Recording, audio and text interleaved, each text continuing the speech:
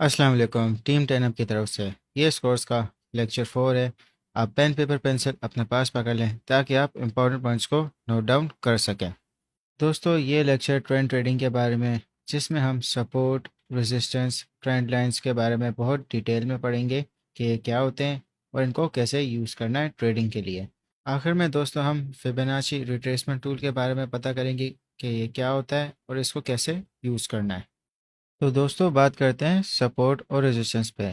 ये दोनों एक बहुत इम्पोर्टेंट कॉन्सेप्ट है। इन दोनों को आपने लाजमी देखना है। अगर आप किसी भी चीज़ में आप ट्रेड करोगे तो आप इस पॉइंट को नोट डाउन कर लो। जब भी आप अपनी ट्रेड करोगे तो आप लाजमी सपोर्ट और रेजिस्टेंस को देखना। तो दोस्तों, सपोर्ट और रेजिस्टेंस को मैं आपको चार्ट पे भी एक्सप्लेन करूँगा, मगर मैं चाह रहा हूँ कि आपको एक कॉन्सेप्ट एक एग्जाम्पल के थ्रू समझ आ जाए।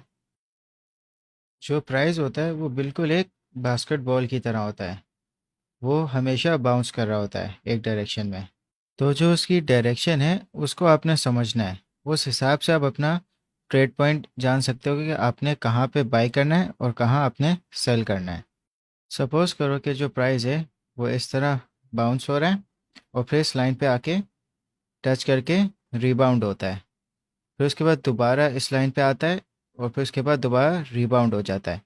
तो ये आपका एक सपोर्ट लेवल बन गया कि जो आपकी प्राइस है वो इस लेवल पे आके जब भी टच करेगी तो वापस रिबाउंड होगी, क्योंकि यहाँ पे बायर्स मौजूद हैं। मगर इसी तरह जो आपकी प्राइस है, जब भी वो ऊपर एक लेवल पे जाएगी फिर से वो वापस नीचे आ जाएगी। मगर फिर उसके बाद दोबारा वो कोशिश करेगी कि उस लेवल पे आने की, मगर वो उसको ब्रेक नहीं कर पाएगी, फिर वो दोबारा नीचे आ जाएगी। तो ये इसका एक रेजिस्टेंस है। ये एक ऐसा एक लेवल है कि जिसकी वजह से जो प्राइस है वो बार बार इस लेवल पे पहुंच के नीचे गिर जाता है, क्योंकि यहाँ पे सेलर्स मौजूद होते हैं। तो आपने इन दोनों लेवल्स को जानते हुए आपने ट्रेड करनी है। मैं आपको बताऊंगा कि इनको कैसे आइडेंटिफाई करेंगे। ये सिर्फ एक एग्जांपल है ताकि आप थोड़ा सा इनके बारे में समझ जाओ कि ये लेवल्स होते क्या हैं। मगर दोस्तों, मार्केट है, मार्केट में ये जो लेवल्स हैं सपोर्ट और रेजिस्टेंस, ये हमेशा बनते रहते हैं। अब अगर आप देखें कि सपोज़ के जो प्राइस है वो यहाँ सपोर्ट से बाउंस हुई और रेजिस्टेंस पे आई, फिर दोबारा सपोर्ट पे बाउंस हुई, फिर रेजिस्टेंस पे आई, मगर यहाँ पे एक रिवर्सल पॉइंट बन गया कि यहाँ पे ज़्यादा बायर्स आ गए, जिसकी वजह से प्राइस ऊपर शूट कर गई। तो जो ये रेजिस्टेंस लेवल था ये आपका सपोर्ट बन जाएगा एक तरह से। मगर जिस तरह जो आपका रेजिस्टेंस लेवल सपोर्ट बनता है, उसी तरह सपोर्ट लेवल भी आपका एक रेजिस्टेंस बन जाता है। तो सपोज़ के प्राइस आपके रेजिस्टेंस पे आई और सपोर्ट पे आई, मगर यहाँ से ब्रेकआउट हो जाता है और यहाँ पे ज़्यादा सेलर्स आते हैं, जिसकी वजह से प्राइस नीचे चली जाती है। तो एक तरह से ये आपका रेजिस्टेंस लेवल वापस से बन जाएगा। तो इसको ब्रेक करने के लिए काफ़ी ज़्यादा बायर्स होने चाहिए ताकि प्राइस वापस से ऊपर है और ये इसकी एक सपोर्ट लेवल बन जाए। अब दोस्तों, आते हैं चार्ट्स पे और देखते हैं कि रियल मार्केट में सपोर्ट और रेजिस्टेंस लेवल्स कैसे बनते हैं। तो दोस्तों, मैं आपके सामने एक रैंडम सा प्राइस एक्शन बना रहा हूँ, जिसमें हम आइडेंटिफाई करेंगे कि सपोर्ट और रेजिस्टेंस कौन से लेवल्स हैं।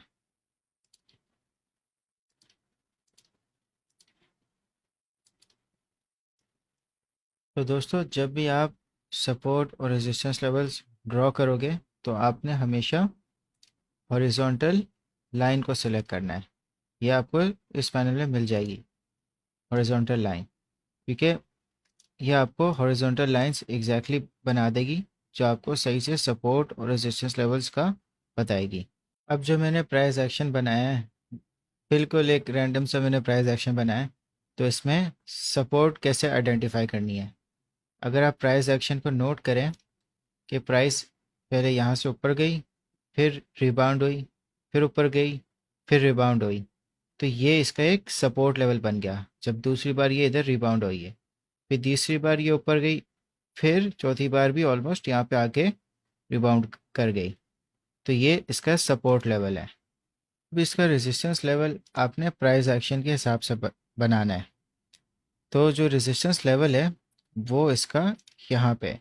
अगर आप नोट करो कि प्राइस यहाँ से ऊपर गई और फिर डिक्लाइन हो गई, फिर वापस ऊपर गई और यहाँ पे इसने थोड़ा सा ब्रेकआउट किया मगर ये कामयाब नहीं हुई, फिर डिक्लाइन होगी, फिर दोबारा इसने ब्रेकआउट करने की कोशिश की, फिर ये इसको मैसिव रिजेक्शन मिली और ये वापस से सपोर्ट पे आ गई।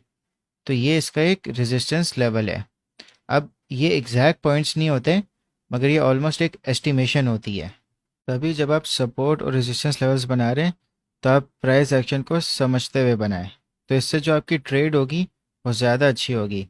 यहाँ पे आप बाय ऑर्डर लगा सकते हैं और यहाँ पे आप अपना सेल ऑर्डर लगा सकते हैं कि चाहे यहाँ पे ब्रेकआउट हो या ना हो, आपका जो प्रॉफिट है वो सिक्योर हो जाए। सपोर्ट रेजिस्टेंस में बस आपने एक चीज़ याद रखनी है कि जब भी दो पॉइंट्स या उससे ज़्यादा मैच हो जाए तो वो आपका सपोर्ट या रेजिस्टेंस बन जाएगा। आपने इस पैटर्न को चार्ट्स में मॉनिटर करना है।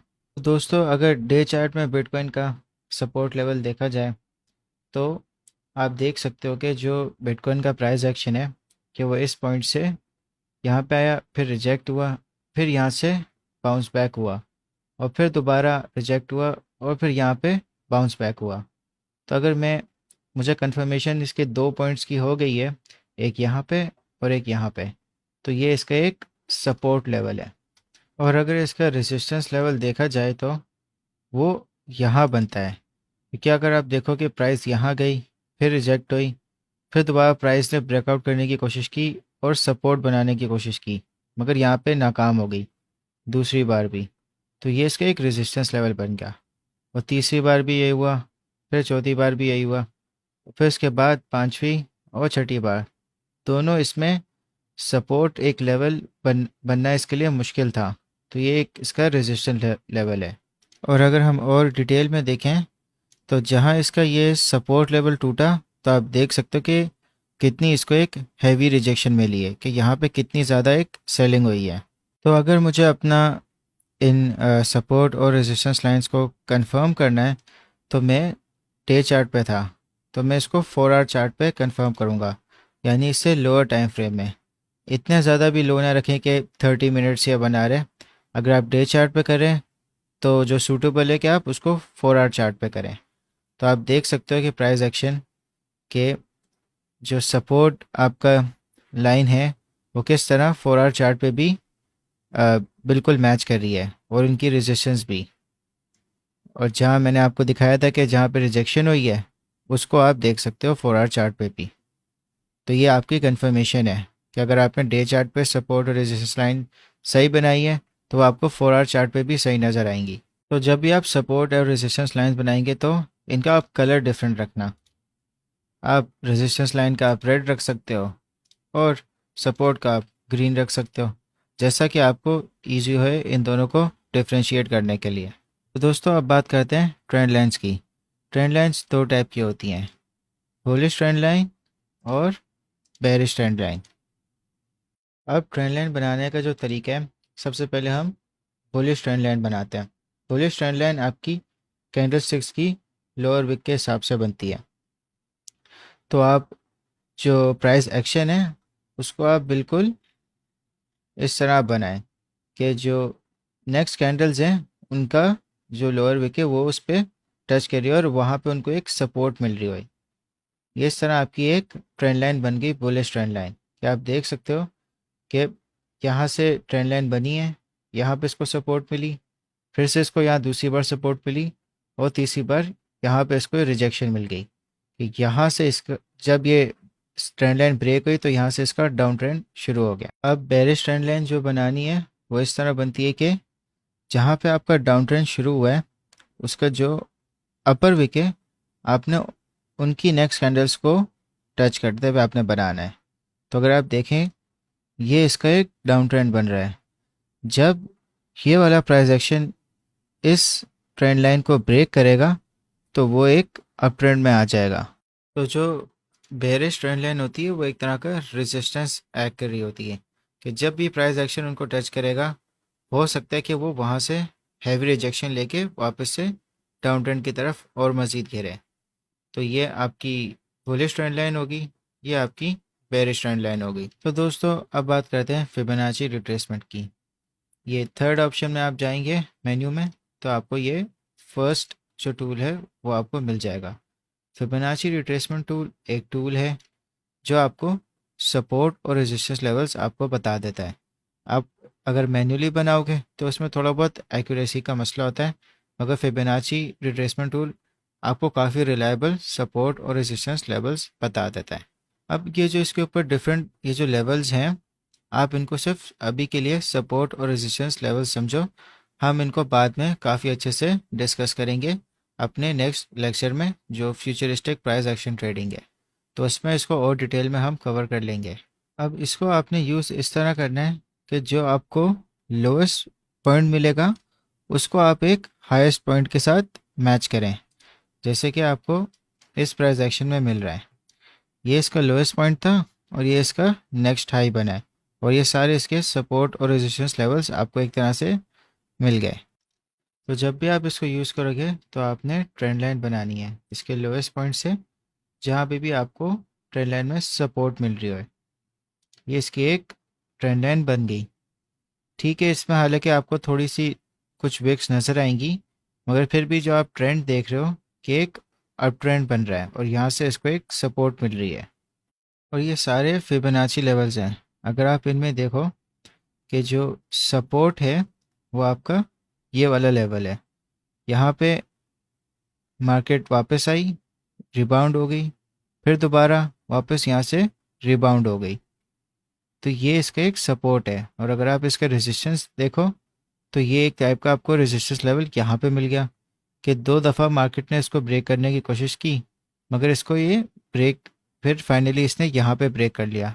तो आप देखो कि इसका ब्रेकआउट कितना अच्छा हुआ। अगर आप ट्रेड करते हैं इन लेवल्स को देखते हुए तो आप इस पॉइंट पे ट्रेड करते हैं। यहाँ पे आप देख सकते हो कि यहाँ पे इसको ट्रेंड लाइन की एक तरह से सपोर्ट भी है और यहाँ पे इसकी एक फिबोनाची लेवल पे भी सपोर्ट है। तो आप यहाँ पे लॉन्ग या यहाँ पे आप स्पॉट पे बाय करते और फिर आप इस लेवल पे जो इसका रेजिस्टेंस लेवल था उस पे आप सेल कर देते और अपना प्रॉफिट यहाँ पे सिक्योर कर लेते हैं। आप इसको रिवर्स में भी यूज़ कर सकते हो कि जो इसका यहाँ पे इसका जो अपर पॉइंट था उसको आप इसके लोअर पॉइंट तक आप लेके गए, फिर आपने ट्रेंड देखा जो इसका ये डाउन ट्रेंड है, उस पर आपने एक ट्रेंड लाइन बना दी, तो ये इस तरह आपकी ट्रेंड लाइन बन गई। तो दोस्तों जैसा आप देख सकते हो कि इस ट्रेंड लाइन के हिसाब से यहाँ पे इसका ब्रेकआउट हो गया, और फिर जो इसके फिब लेवल्स हैं अगर इसको जूम इन करें तो यहाँ पे एक रिटेस्ट हो गया सपोर्ट पे, फिर दूसरा हो गया, फिर तीसरा हो गया, फिर 4 टाइम पे यहाँ पे इसका सपोर्ट ब्रेक हो गया। तो आप फिब लेवल्स के हिसाब से ट्रेडिंग कर सकते हो। तो दोस्तों जब भी आप ट्रेडिंग करो ट्रेंड बेस्ड, तो आप ट्रेंड लाइन, सपोर्ट, रेजिस्टेंस और फिर उसके ऊपर आप फिबोनाची लेवल भी लगाओ। जब आप ये चारों चीज़ों को एक साथ करोगे तो जो आपकी एक्यूरेसी हो जाएगी वो काफ़ी बेहतर हो जाएगी। तो दोस्तों अब मैं आपको टास्क दे रहा हूँ, आप कोई भी 3 चार्ट्स जैसे बिटकॉइन, टेस्ला या कोई भी आपके पसंद का आप चार्ट्स पे ना आप मैनुअली सपोर्ट, रेजिस्टेंस और ट्रेंड लाइन आप बनाओ। 3 चार्ट्स के ऊपर आप बनाओ, फिर उसके बाद आप कोई भी 2 चार्ट्स के ऊपर आप फिबोनाची यूज़ करो और उस पर ट्रेंड लाइन भी आपकी होनी चाहिए। तो ये आपका टास्क है। टोटल आपने मुझे 5 चार्ट्स बना के देने, फिर मैं आपको रिस्पॉन्ड दूंगा कि आपने किस तरह बनाना है और कहाँ आप इम्प्रूवमेंट कर सकते हो।